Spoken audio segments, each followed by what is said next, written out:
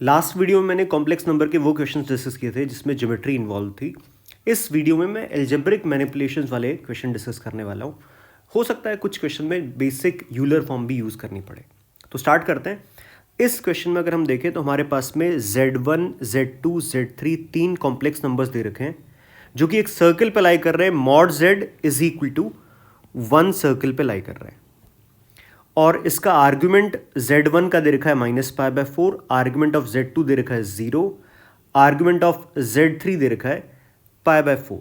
तो अगर एक बार के लिए हम देखें तो क्योंकि तीनों कॉम्प्लेक्स नंबर का आर्ग्यूमेंट हमें पता है और तीनों का मॉडुलस क्योंकि वो mod Z is equal to 1 circle पे लाई करते हैं तो हम लिख सकते हैं Z1 रहने वाला है क्लियरली e⁻⁻⁴। मैं ये कॉम्प्लेक्स नंबर की यूलर फॉर्म यूज़ कर रहा हूँ r⁻⁴ तो Z1 ये आया। Z2 क्योंकि आर्ग्यूमेंट 0 है और रेडियस मतलब मॉडुलस कितना है 1 है तो ये तो क्लियरली 1 ही रहेगा। अच्छा, किसी को अगर लगता है कि -1 नहीं हो सकता क्या, तो -1 का आर्ग्यूमेंट क्या लिया जाता है, पाई लेते हैं। Z3 अगर देखें तो ये आ जाएगा e⁻⁴।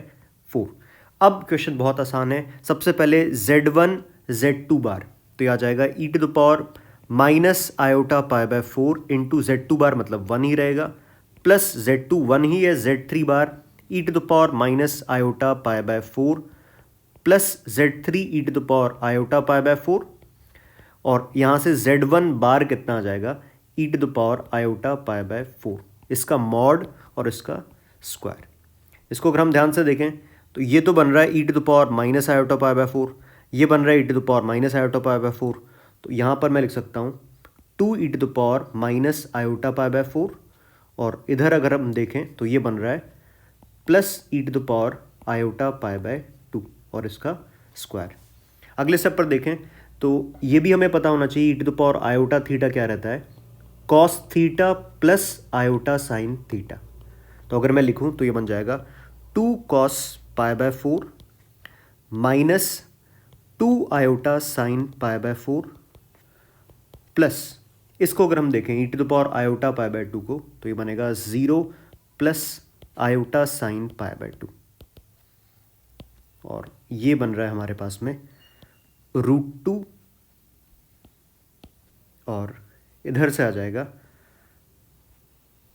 Plus iota into 1 minus √2 इसका स्क्वायर और मॉडुलस का स्क्वायर करना तो ये बन जाएगा 2 प्लस 1 माइनस √2 का स्क्वायर। इसको इक्वेट करना है अल्फा प्लस बीटा √2 से। ये बन जाएगा 2 plus 1 plus 2 minus 2√2 is alpha plus beta √2। तो अल्फा और बीटा दोनों इंटीजर्स हैं तो अल्फा दिख रहा है मुझे 5 और बीटा दिख रहा है -2। तो हमसे पूछा है alpha square plus beta square. Alpha square plus beta square 25 plus 4 answer रहेगा 29। तो इजी क्वेश्चन। और अगर हम ध्यान से देखें तो क्वेश्चन में सिर्फ हमें यूलर फॉर्म का एक बेसिक आइडिया होना चाहिए कि किस तरह से हम यूलर फॉर्म लिखते हैं और यूलर टू पोलर फॉर्म कैसे लिखा जाता है। और अगर ये हमें पता था तो बहुत आराम से हमने Z1, Z2, Z3 लिखा, क्वेश्चन सॉल्व हुआ। अगले क्वेश्चन पर आते हैं। इस क्वेश्चन में देखें तो हमारे पास में alpha plus iota beta, gamma plus iota delta are the roots of this quadratic equation. अब ध्यान से देखा जाए तो क्वाड्रेटिक में हम क्वाड्रेटिक फॉर्मूला हमेशा अप्लाई कर सकते हैं, इवन इफ इसके कोफिशिएंट्स क्या हों, इमेजिनरी हो, तब भी ये चीज़ वैलिड होती है। तो जब भी हम क्वाड्रेटिक फार्मूला लगाने जाते हैं तो उससे पहले एक बार क्वेश्चन को, जो इक्वेशन हमें दिख रही है, उसको फैक्टराइज करने के बारे में जरूर सोचना चाहिए। तो मैंने इसको सोचा तो मेरे पास में मिला ये x² और यहाँ पे मैं लिखा मैंने -2 आयोटा। ऐसा क्यों चेंज किया मैंने, क्योंकि यहाँ पे मुझे 2 आयोटा -2 दिख रहा है और x माइनस x और इसको लिख दिया +2 - 2 आयोटा। जैसे ये लिखा मैंने, जो कि बहुत मुश्किल कुछ मैनिपुलेशन नहीं कहा जा सकता, बहुत आराम से मैंने 3 - 2 आयोटा को 2 - 2 आयोटा और 1 में ब्रेक किया। जैसे ये ब्रेक किया ये बहुत आराम से फैक्टराइज होता हुआ हमें दिख रहा है। ये बन जाएगा x - 2 - 2 आयोटा और इनटू में x - 1 और यहाँ से मुझे दोनों रूट्स ही साफ साफ दिख रहे हैं। एक रूट आ जाएगा यहाँ से 2 - 2 आयोटा और दूसरा रूट आ जाएगा 1। अब सीधा अगर हम कंपेयर करें तो हमारे पास में इसने मेंशन तो नहीं किया कि कौन सा रूट कैसा है, लेकिन हम अगर लिखें तो इसको इक्वेट कर देते हैं हम अल्फा प्लस आयोटा बीटा से, और इसको इक्वेट कर देते हैं गामा प्लस आयोटा डेल्टा से।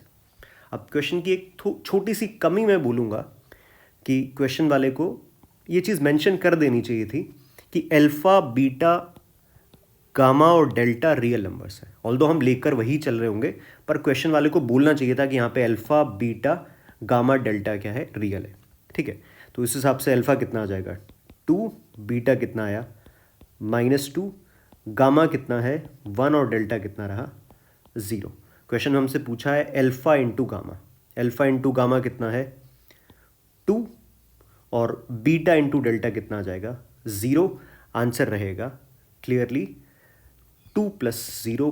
Answer is option number 2। बहुत ही आसान क्वेश्चन है ना। और अगर मान लो तुम इसको फैक्टराइज नहीं कर पा रहे या तुमने फैक्टराइज करने के बारे में सोचा ही नहीं, तो तुम क्वाड्रेटिक फार्मूला लगा के थोड़ी सी मेहनत करके रूट्स निकाल लोगे और उसके बाद कंपेयर करके आंसर आ जाएगा। इसके अलावा 2 क्वेश्चन मैं यहाँ पर वो डिस्कस करने वाला हूँ जो क्वाड्रेटिक के कॉन्सेप्ट पर बेस्ड हैं। थोड़ा बहुत उसमें ऐसा लग सकता है कि हम न्यूटन्स फार्मूला अप्लाई करें,